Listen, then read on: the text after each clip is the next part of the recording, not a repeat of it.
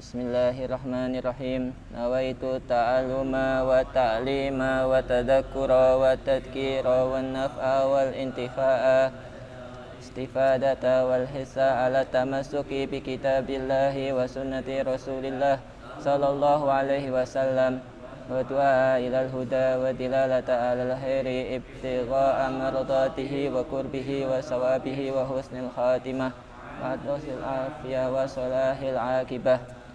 Bismillahirrahmanirrahim. Alhamdulillah kita masih bisa di malam hari ini untuk melanjutkan daripada majelis daripada pembahasan yang kemarin, ya, ini tentang ahkamus syiyam, ya. Di malam ini malam Ramadan, mudah-mudahan kita berikan manfaat oleh Allah Ta'ala dengan perkumpulnya kita di sini. Terus melanjut, sebelum kita mulai seperti biasanya akan bahas sedikit tentang perkembangan fikih di dalam Islam, ya, mungkin sekitar 5 menit 10 menit. Setelah kita mengetahui bahwasanya fikih di zaman Nabi itu ada dua, yaitu qoblal hijrah dan setelah hijrah, ya, fikih yang terjadi qoblal hijrah dan setelah hijrah.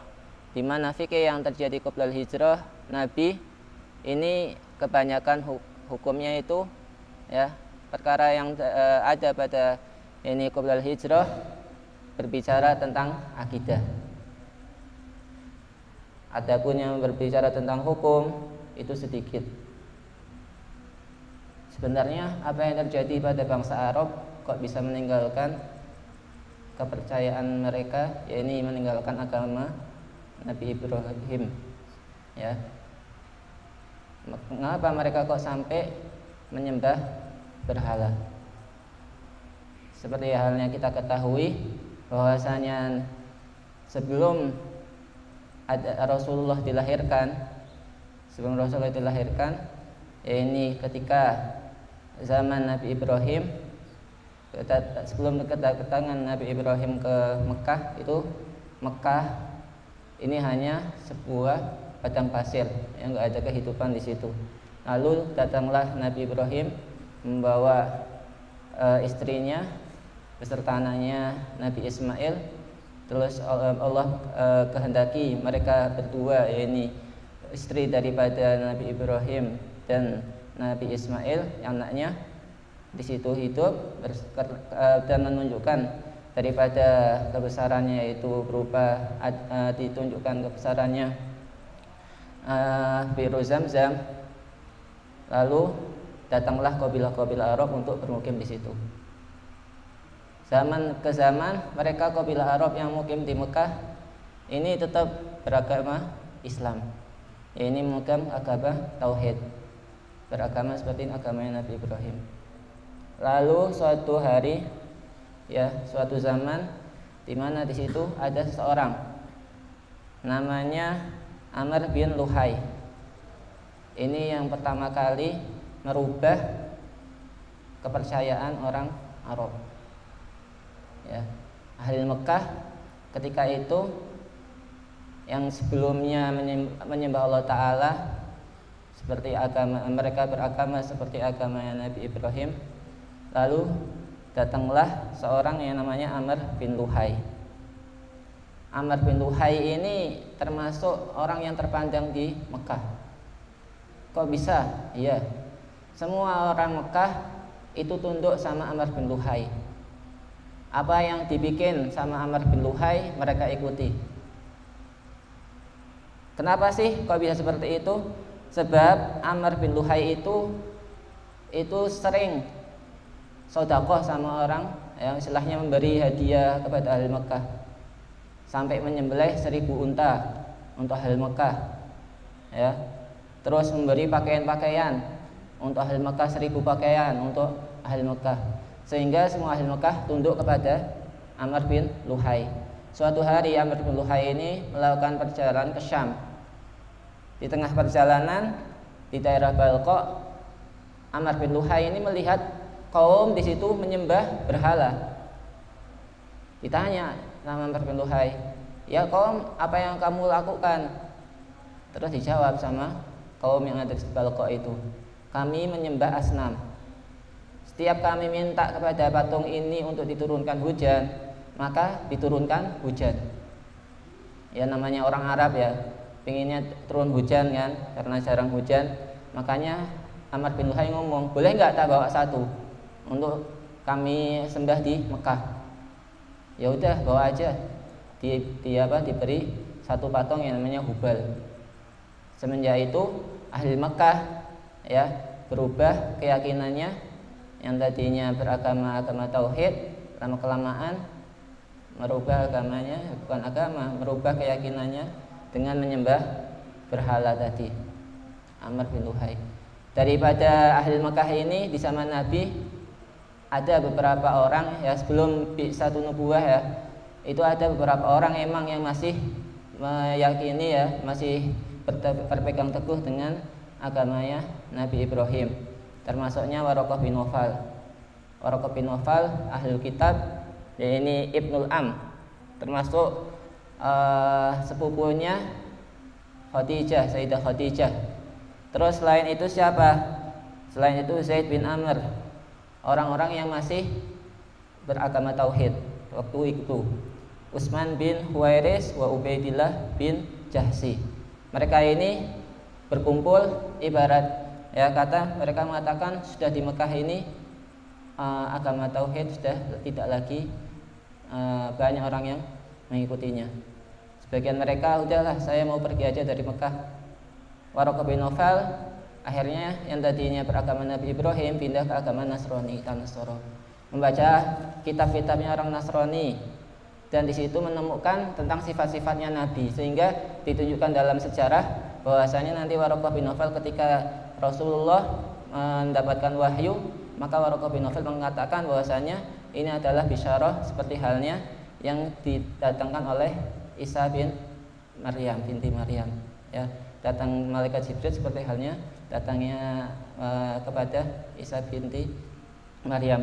Nah, ini menandakan tentang sama daripada agama tauhid itu ya.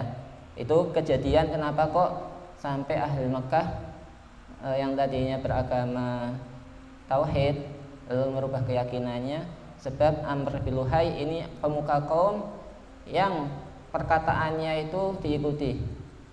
Sebab semua ahli Mekah itu dinafkahi sama Amr bin Luhai waktu itu, sehingga punya jasa yang besar, perkataannya diikuti bahkan sampai merubah keyakinannya. Lalu diutus Rasulullah di Mekah untuk merubah keyakinan yang tadinya sudah nyeleweng ya, untuk dikembalikan lagi ke agama tauhid itu. Makanya 12 tahun Rasulullah berusaha untuk merubah keyakinan mereka tentang pemujaan daripada berhala-berhala yang ada di kota Mekah. Lalu hijrah ke Rasulullah ke Madinah. Kok ahli Madinah bisa sampai mengimani Rasulullah? Tidak seperti halnya ahli Mekah. Rasulullah berusaha keras ya. Ahli Madinah cukup Rasulullah mengutus satu orang, Mus'ab bin Umair, diutus satu orang untuk dakwah. Diislamkannya kabilah yang ada di kota Madinah, kabilah Aus dan Khazraj diislamkan. Banyak dari mereka masuk Islam. Rasulullah belum datang, tapi ahli Madinah sudah banyak masuk Islam. Kok bisa berbeda dengan ahli Mekah? Sebab ahli Madinah sudah mengenal Rasulullah sebelum mereka datang. Dari mana mengenal Rasulullah? Daripada ahli kitab, yaitu ahli Yahudi. Orang ahli Yahudi sering menyebutkan bahwasanya ya, ketika mereka ini mau berperang, mengatakan kami istighosah ya, meminta pertolongan kepada Nabi akhir zaman, bahwasanya bakal ya ada Nabi akhir zaman yang mana nanti kami akan mengimaninya. Itu sering diucapkan sama orang Yahudi ahli Madinah, didengar oleh penduduk Madinah, sehingga mereka mengetahui tentang adanya Nabi akhir zaman. Ketika mereka tahu bahwasanya itu di Mekah, langsung mereka datang di zaman haji, di waktu haji, mencari di mana yang namanya Muhammad yang mengatakan bahwasanya dirinya Rasul. Saya mau membaiat, saya mau masuk agamanya.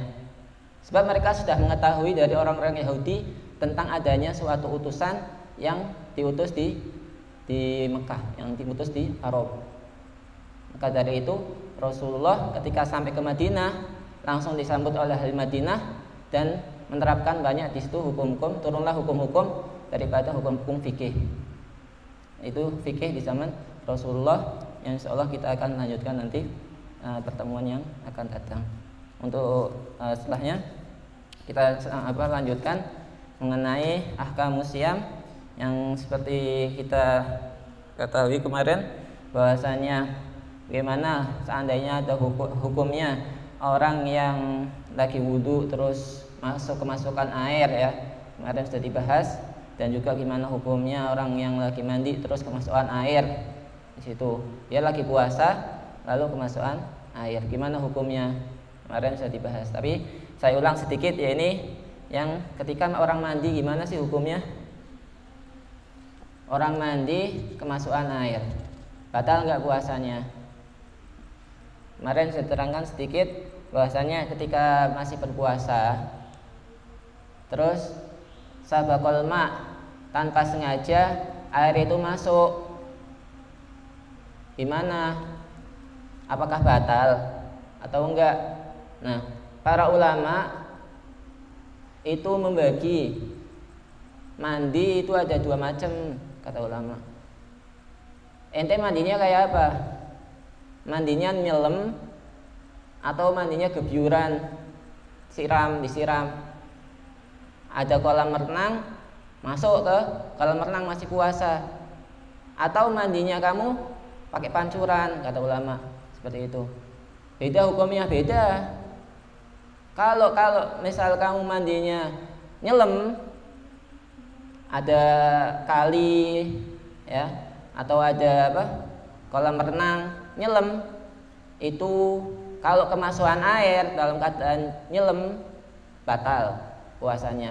Walaupun mandinya wajib ya, walaupun mandi wajib atau mandi sunnah tetap batal mutlakon ketika nyelam. Ketika nyelam, orang ini junub ya, dalam keadaan junub, lalu nyelam panas, ada kolam renang saya nyelam terus kemasukan air, gimana? Batal ya. Terus diperhatikan ini ketika inhimas tadi namanya, inhimas ini nyelam, batal mutlakon. Nah, kalau seandainya mandinya itu pakai pancuran, shower atau pakai gayung ya, pakai gayung, gimana hukumnya?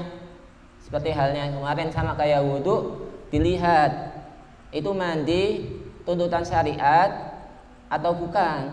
Kalau tuntutan syariat itu nggak batal. Tuntutan syariat siapa? Maksudnya tuntutan syariat itu mandi sunnah atau mandi wajib, mandi Jumat atau mandi wajib, mandi besar ya.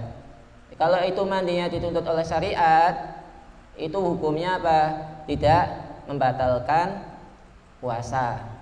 Tapi kalau itu mandinya untuk tabarut aja, saya panas, pingin mandi, terus pakai pancuran supaya dingin, itu membatalkan puasanya kalau kemasukan air. Itu daripada permasalahan mandi yang kemarin telah kita bahas. Sekarang hukumnya mandi sendiri gimana? Kita nggak membahas mandi wajib atau mandi sunnah, enggak. Mandi biasa. Ini siang hari ya, badannya kotor nih, keringetan atau gimana, saya mau mandi tapi kan saya puasa, gimana hukumnya ya? Makruh apa enggak? Apa haram? Sunnah. Kenapa? Oh, najis. Ya kalau najis emang dihilangin najisnya aja, nggak usah mandi. Nah, enggak. Jadi ya gimana hukumnya ya? Selain kita mengatakan mandi yang dituntut sama syariat ya, kita mandi untuk dingin nih, panas nih mas jam 12, keringetan apa segala macam dari luar, kita dari kerja bagaimana, terus masih puasa mau mandi, gimana hukumnya? Hukumnya ulama berbeda pendapat, tetapi pendapat yang kuat mengatakan bahwasanya hukumnya mubah. Nggak apa-apa, ini mau mandi silahkan ya, tetapi hati-hati jangan sampai kemasukan air kalau mandinya bukan mandi sunnah atau mandi wajib. Hukumnya mubah. Sebagian lagi, ya sebagian kecil lah ulama mengatakan kalau mandinya badal asar itu hukumnya makruh. Sebagian ulama mengatakan seperti itu. Tanggung ini udah tinggal 5 menit mandi, lah kok masukan air. Yo. Bubar ya kan. Makanya itu tapi pendapat yang sebagian kecil lah ulama ngomong itu. Tapi sebagian besar ulama mengatakan mubah lah, enggak apa-apa. Atas badal asar enggak apa-apa, mandi aja. Itu. Terus ini kan kemarin kita sudah sedang membahas tentang apa? Tentang mufattirat ya, sesuatu yang membatalkan puasa, yaitu apa? Kemasukan ain. Kemasukan sesuatu dalam maftuh ya. Nah, ke dalam jawf yang ini. Terus ini yang ketiga ya, berupa ain. Terus gini nih. Kalau seandainya kemasukan debu masih di jalan, terus kemasukan debu, ini kelilipan orang nggak masuk ini kelek debu, ini jalan ini angin, banyak angin, atau ono laler lebu, kelek laler batal nggak puasane? Nah, kalau debu ya kata ulama, kalau kamu kemasukan debu itu tidak batal. Ya, kemasukan debu katanya tidak batal. Laler pun kalau kemasukan laler tidak sengaja, ya sik mangap, ya. Masuk laler, ya. Itu pun tidak membatalkan. Bahkan ulama mengatakan kalau debu sengaja mangap, ya, itu jadi katanya tidak batal juga.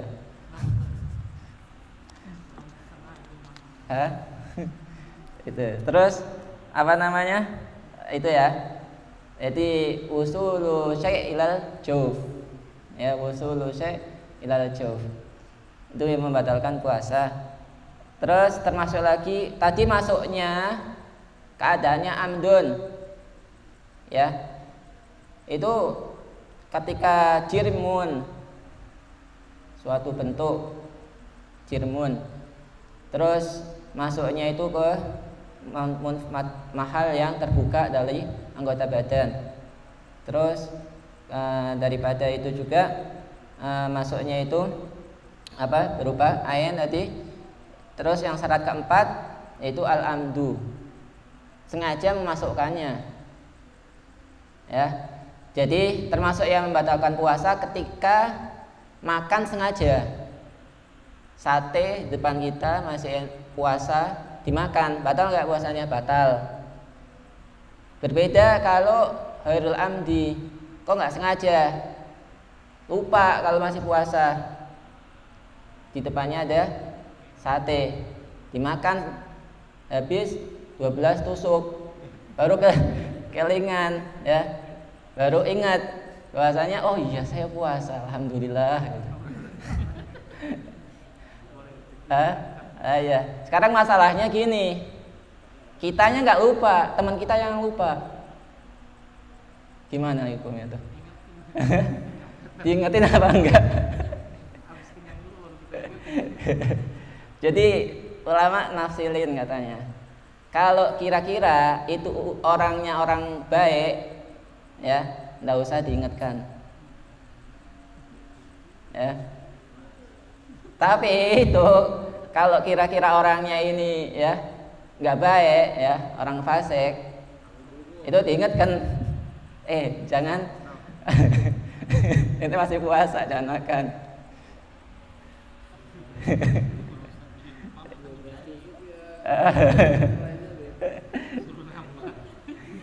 Kayaknya itu ya. Ya masalahnya ini masih makan apa? Lontong. Lah kok kelingan ya pas cabai yang dimakan. Bahaya. Itu.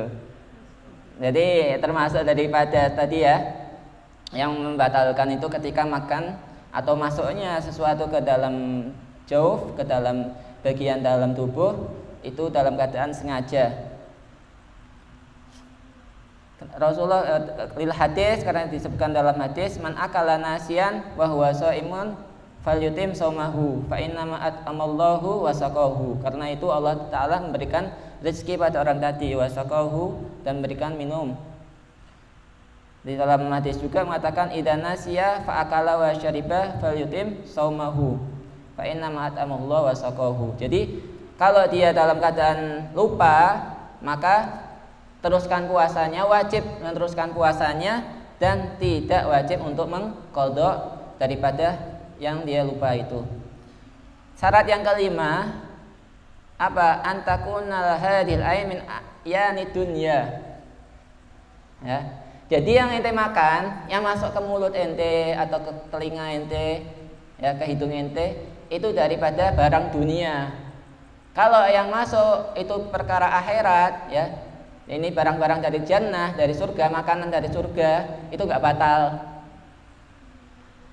Misal ada wali minta sama Allah Ta'ala, ya Allah, ya, saya pengen makanan surga. Terus datang makanan surga. Terus kita diajak makan. Ayo, Fadol makan di sini. Makan sama anak. Anak masih puasa. Tidak apa-apa makan makanan itu. Ya. Terus tapi adanya kapan ya? Walhasil ya dikatakan oleh Habib Salim,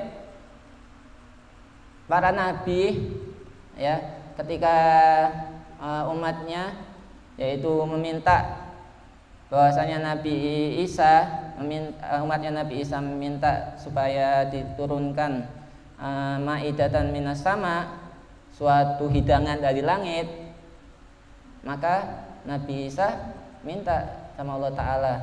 Tetapi masalahnya itu ketika ente habis sudah melihat tentang mukjizat saya ini, kok masih apa? Masih kafir, ya, ente bakal diadab 2 kali lipat, ya, bakal diadab azab yang enggak pernah diadabkan orang-orang sebelummu dan sesudahmu. Dalam ayat mengatakan idqalal hawariyuna ya apa? Dalam ayat dikatakan seperti itu ya. Jadi Maidah sama itu diturunkan, ketika diturunkan dimakan oleh orang-orang daripada kaum Israel itu, lalu mereka tetap dalam kafirannya. Nah, tetapi kata para ulama, sesuatu yang boleh menjadikan mujizat para nabi itu bisa menjadi karomah para wali. Bisa saja misalnya ada seorang wali minta sama Allah Ta'ala diturunkan apa? Maidatan minas sama misalnya, supaya makan bareng-bareng di siang hari waktu puasa bulan Ramadan, dipanggil semua. Ayo kita makan siang. Itu enggak apa-apa. Ya walhasil enggak apa-apa kalau seandainya makan makanan yang bukan makanan dunia. Terus syartus sadis, syarat yang keenam itu al-ihtiyar. Ya. Ini kita makannya itu bukan dipaksa.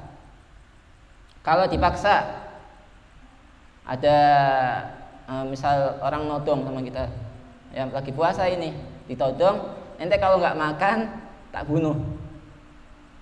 Ya, gimana hukumnya? Boleh makan. Oke. Tapi kapan? Ya, lagi puasa ditodong. Kalau nggak makan dibunuh. Gimana hukumnya?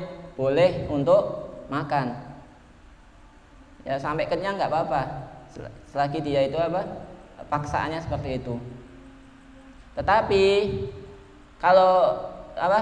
Tadi paksaan tadi itu ya nggak sembarang maksa. Ngomong sama temennya, tolong paksa anak dong supaya makan, ya, anak kasih pistol ya, gitu. Ya nggak seperti itu, ada syaratnya maksa, ya, nggak semua maksa ini ntar semua paksaan ini membolehkan untuk, katanya dipaksa itu boleh kita untuk berbuka, itu paksana, ya enggak seperti itu, Ya, syaratnya ada, pertama si yang maksa tadi mampu untuk melakukan apa yang dipaksakannya. Kalau nggak makan tak tembak, dia punya pistol yang ada pelurunya. Itu syarat yang pertama. Syarat yang kedua, yang dipaksa itu nggak mampu menolak. Kalau mampu menolak, ini pistol, ya dia punya pistol. Tetapi yang dipaksa itu bisa misalnya ngelawan, ya dia bisa ngelawan. Itu bukan termasuk paksaan. Jadi syarat pertama itu mampunya orang yang memaksa untuk melakukan apa yang dipaksakan. Syarat yang kedua itu apa? Si mukroh, orang yang dipaksa tidak mampu melawan. Kalau mampu melawan bukan paksaan namanya. Terus apalagi dari syarat yang ketiga, yang dipaksakan itu tidak mampu ditahan secara ghaliban. Ya, artinya paksaannya itu paksaan yang syadidah. Ya, termasuk daripada itu, misal dipaksa untuk kalau nggak makan tak bunuh. Ini layah tamilu ya ghaliban. Ya, pembunuhan ini kita nggak mampu untuk menahannya kan. Nah, itu. Atau kalau kamu nggak makan, saya penjara. Itu termasuk boleh ntar untuk makan. Tetapi kalau seandainya dia ngomong, kalau kamu nggak makan, ya ntar saya jewer, boleh nggak itu? Ya nggak boleh, karena jewer aja udah nggak masalah. Itu ya bisa kita kuat lah nahannya, cuma dijewer kan. Cuma kalau dibunuh atau dipenjara, itu layah tamilu adatan. Terus yang keempat, alla yakuna laka ikhtiyarun fi syai'il ladzi akrarta alaihi, ya. Kamu tidak ada permilih, ya, tidak ada pilihan itu. Fa idza ukrihta ala aklil qars. Nah, misal gini, ya, syarat yang keempat itu misal gini. Ini ada 2 roti. Ya. Terus makan, ya, makan daripada roti itu. Syarat yang keempat mengatakan alla yakuna laka ikhtiyar fi syai' alladhi ukrihta alaih. Fa idza ukrihta al aqli hadal qars minal hubus fataqulu hadal qarsul wahid faqat. Jadi makan 2 roti ini. Ya. Terus ente makan. Yang dimakan 1 roti tadi, ya. Nah, walhasil di situ ketika dalam keadaan seperti ini pun membatalkan puasa.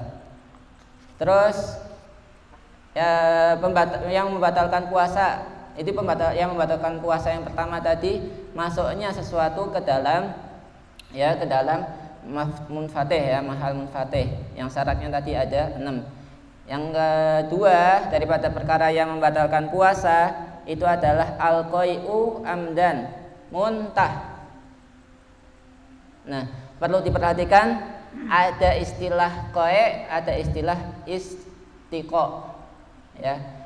Al-qai' ini apa? Muntah tanpa disengaja.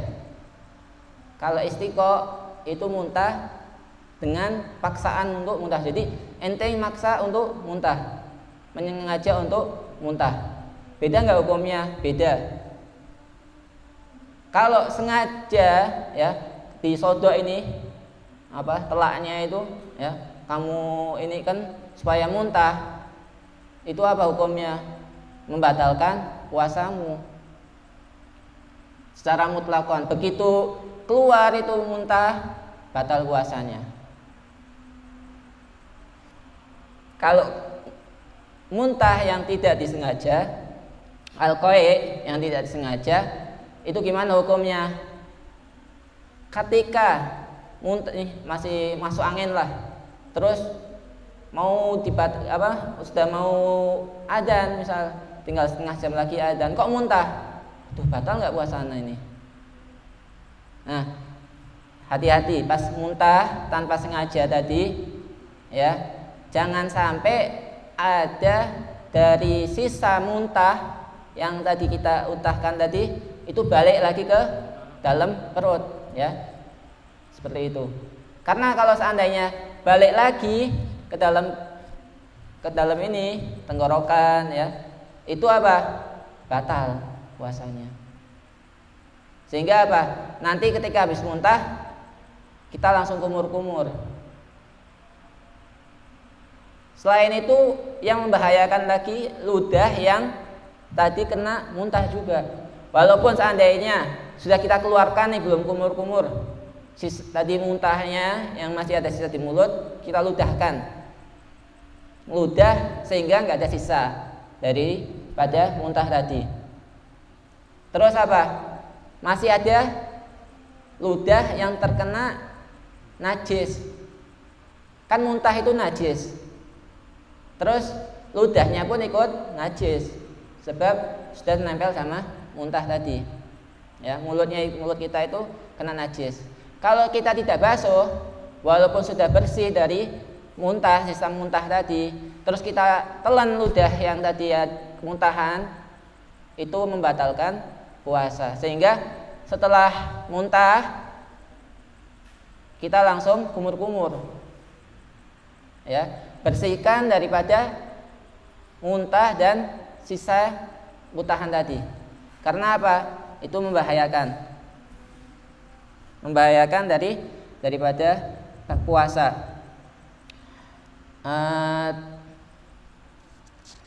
Tuh.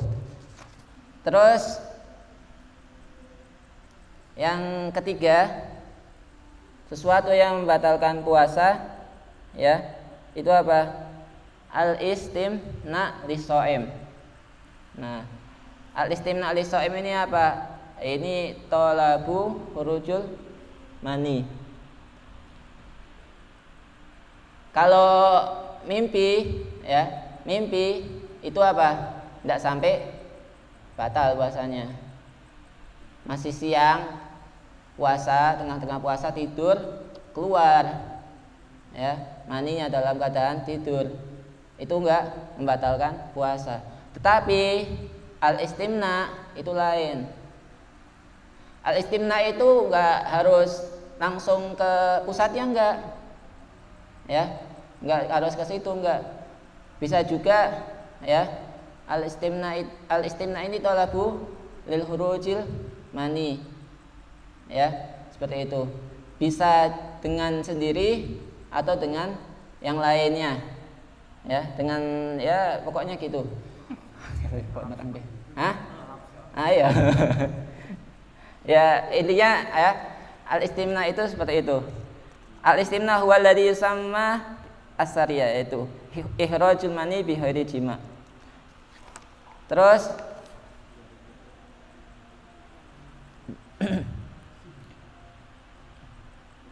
hukum, ya, tadi ketika jadi istimna ini istikhrajul mani, ya, tolabu istikhrajul mani. Kalau ya di video Hah? Iya. Intinya itu, ya. Mungkin terangkan besok aja wes yang istimna ini. Hah? Masih, iya, nggak usah direkam. kita lewatin dulu yang istimna ini. Ntar bahas besok insyaallah. Terus, ya, kita selanjutnya lah. Kita ke hukum selanjutnya. Hukum apa? Hukum takbil, ya, mencium. Kalau yang sudah punya istri, mencium istrinya. Gimana hukumnya? Hukum mencium istrinya itu kalau tidak sampai mengeluarkan mani tadi, ya. Jadi gini, hukum gak harus mencium, ya, memegang tangan daripada istri, ya, terus keluar mani, hukumnya batal, ya. Terus tadi mencium daripada istri kita. Gimana hukumnya? Kalau sampai mengeluarkan mani hukumnya batal kalau tidak ada hijabnya. Kalau misal istri pakai kerudung ya atau pakai cadar, kita cium keluar maninya, itu tidak membatalkan puasa. Cuma kalau seandainya mubasyarah tanpa ada hijab, tanpa ada penghalang, terus dicium si istrinya tadi, itu hukumnya haram dan batal puasanya. Jadi mubasyarah menempel itu menjadi syarat daripada batalnya puasa tadi. Sehingga dikatakan takbil fa idza lam yahruj al-mani fa makruh karahata tahrim liman harakat syahwatuhu fa illam taharrak syahwatuhu kana hilaful aula. Ya. Jadi tadi mencium tadi seandainya sampai syahwat hukumnya haram. Ini belum sampai keluar. Ya. Ya masih syahwat lah, mencium puasa ini dalam keadaan puasa mencium terus sampai syahwat hukumnya haram. Tetapi kalau nggak sampai syahwat, wallahu alam pilih caranya nggak sampai syahwat ya, mencium si istri nggak sampai syahwat hukumnya hilaful aula. Hilaful aula ini ahsan ditinggalkan lah ya, malam-malam aja daripada waktu siang bahaya, itu ahsan ditinggalkan. Makna hilaful aula itu seperti itu, ahsan nggak usah sekalian. Terus fahadakulu miniatil, terus apa lagi? Nah itu ittafaqal fuqaha anna man qabbala fa anzal mani fa innahu qad aftar ya. Ulama-ulama sepakat barang siapa kok mencium istrinya terus sampai mengeluarkan mani, orang tersebut batal wudunya. Astagfirullah, wudu sampai batal puasanya. Wa anna siyamahu qad fasad wa alahil qada, dan wajib untuk mengqadha daripada puasanya. Seperti itu. Terus apalagi yang minal mufattirat di sini nanti dibahas tentang al-hijamah dan lain sebagainya. Ini tentang makruhatu syam. Kita akan lanjutkan insyaallah pertemuan yang akan datang. Kita tutup di suratul Fatihah. Bila hadratin Nabi Muhammad sallallahu alaihi wasallam. Al-Fatihah. A'udzubillahi minasyaitonir rajim. Bismillahirrahmanirrahim. Alhamdulillahirabbil alamin. Arrahmanirrahim. Maliki yaumiddin. Iyyaka na'budu wa iyyaka nasta'in. Ihdinas siratal mustaqim.